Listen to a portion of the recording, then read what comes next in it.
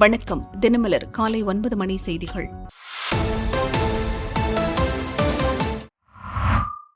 உக்ரைனில் போர் நிறுத்தம் வருமா? அமெரிக்கா ரஷ்யா பேச்சு முடிந்தது. அமெரிக்க அதிபராக ட்ரம்ப் பதவியேற்றதும் உக்ரைன் போரை நிறுத்த முயற்சி எடுத்தார். புட்டினிடம் போனில் பேசினார். சவுதி மத்தியஸ்தம் பேச முன் வந்தது. ட்ரம்ப் புட்டின் ஒப்புக்கொண்டபடி சவுதி அரேபியாவால் அமெரிக்கா ரஷ்யா இடையே நேற்று பேச்சுவார்த்தை நடந்தது. ரஷ்ய வெளியுறவு அமைச்சர் செர்ஜி லாவ்ரோவ், புட்டினின் வெளியுறவு ஆலோசகர் யூரி உஷாகோவ், மார்க்கோ ரூபியோ, தேசிய பாதுகாப்பு ஆலோசகர் மைக் வால்ஸ் உள்ளிட்டோர் பேசினர். அமெரிக்கா விதித்த பொருளாதார தடைகளை விலக்க வேண்டும் என்றும் இந்த காரணத்தைக் கொண்டும் நாட்டோவில் சேர உக்ரைனை அனுமதிக்க மாட்டோம் என்றும் ரஷ்யா சொன்னது. 5 மணி நேரம் பேச்சுவார்த்தை நீடித்தது. மீண்டும் இன்னொரு மீட்டிங்கை நடத்த இருதரப்பு அதிகாரிகளும் ஒப்புக்கொண்டனர். இந்த பேச்சுவார்த்தையில் நேரடியாக உக்ரைன் பங்கேற்க அழைப்பு விடுக்கப்படவில்லை. அதே நேரம் ஐக்கிய அரபு அமீரகத்துக்கு பயணம் செய்த ஜெலன்ஸ்கி இன்று சவுதி செல்வார். அவரிடம் பேச்சுவார்த்தை பற்றிய விவரங்களை சவுதி விளக்கும் என்று எதிர்பார்க்கப்பட்டது. ஆனால் இப்போது திடீரென சவுதி பயணத்தை ஜெலன்ஸ்கி ஒத்திவைத்துவிட்டார்.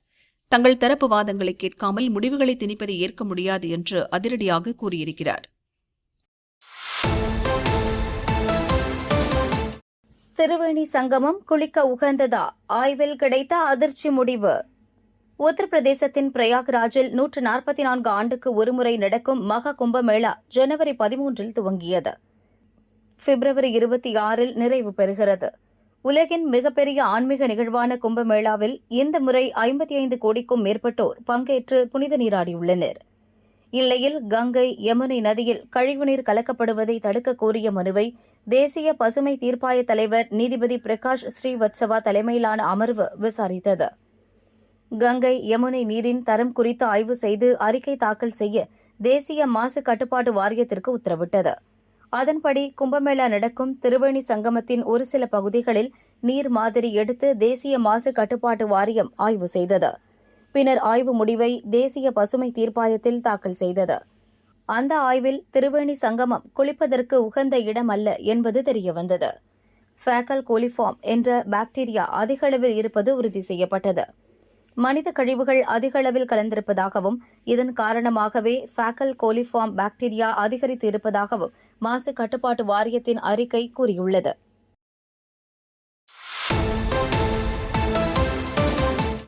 மூன்று நாட்களுக்கு வெயில் உக்கிரம், வானிலை மையம் எச்சரிக்கை.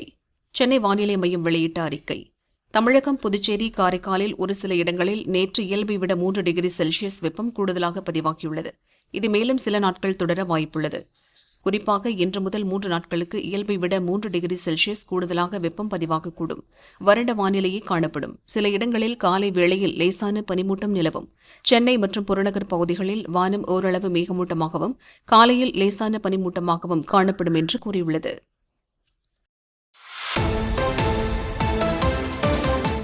சிவில் சர்வீஸ் தேர்வுக்கு விண்ணப்பிக்க மீண்டும் அவகாசம். IAS, IPS உள்ளிட்ட பணிகளுக்கான சிவில் சர்வீஸ் நுழைவுத் தேர்வுக்கு கடந்த 11ஆம் தேதி வரை விண்ணப்பிக்கலாம் என்று முதலில் அறிவிக்கப்பட்டிருந்தது.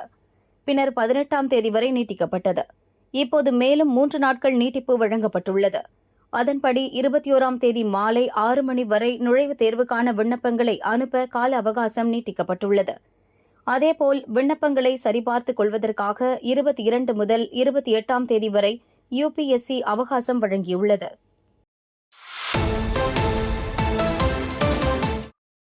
இன்னும் இன்ஃப்ளூயன்சா தீவிரம், சுகாதாரத்துறை முக்கிய தகவல்.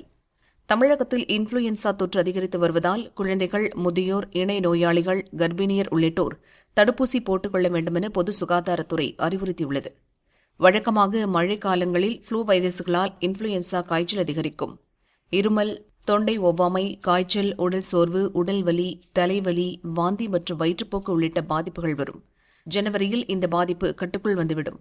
இந்த முறை பருவநிலை மாற்றத்தால் இன்னும் இன்ஃப்ளூயன்சா தொற்று அதிகமாக இருக்கிறது.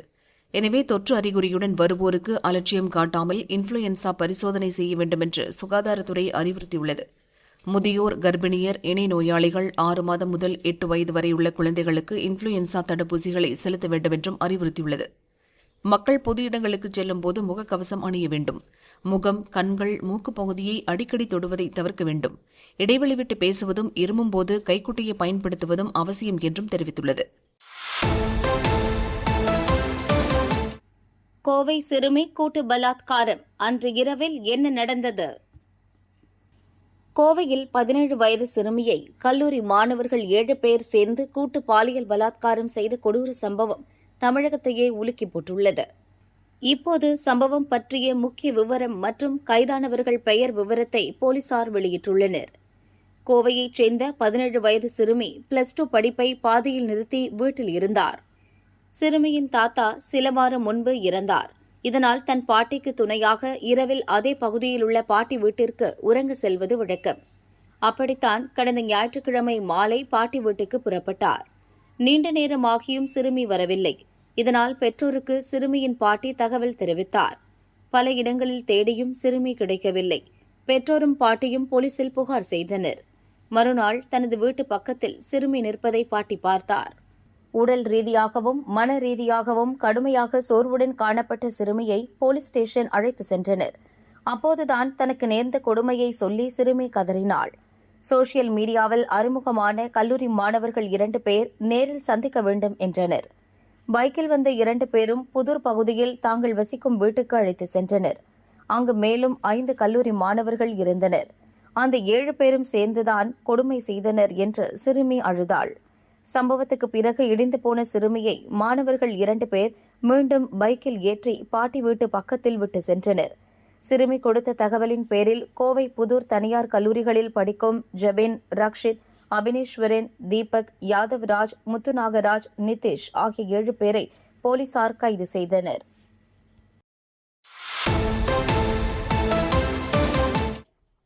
ஸ்டாலின் விழாவில் மனித உரிமை மீறல் ஆணையத்தில் புகார் செய்தது பாஜ.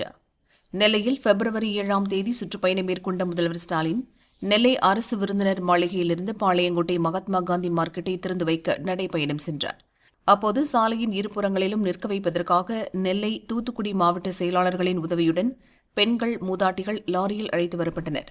அப்படி அழைத்து வரப்பட்ட பெண்கள் மற்றும் மூதாட்டிகள் லாரியிலிருந்து இறங்க முடியாமல் சிரமத்திற்கு ஆளாகிய வீடியோ இணையத்தில் பரவி அதிர்ச்சியை ஏற்படுத்தியது. குடிக்க தண்ணீர் கூட இன்றி நீண்ட நேரம் காக்க வைக்கப்பட்டதாக குற்றச்சாட்டு எழுந்தது. இப்படி மூதாட்டிகளை அழைத்து வந்தது மனித உரிமை மீறல். எனவே இதுபற்றி நடவடிக்கை எடுக்க வேண்டும் என்று தமிழக மனித உரிமை கமிஷனில் பாஜகவைச் சேர்ந்த வக்கீல் மணி புகார் செய்துள்ளார்.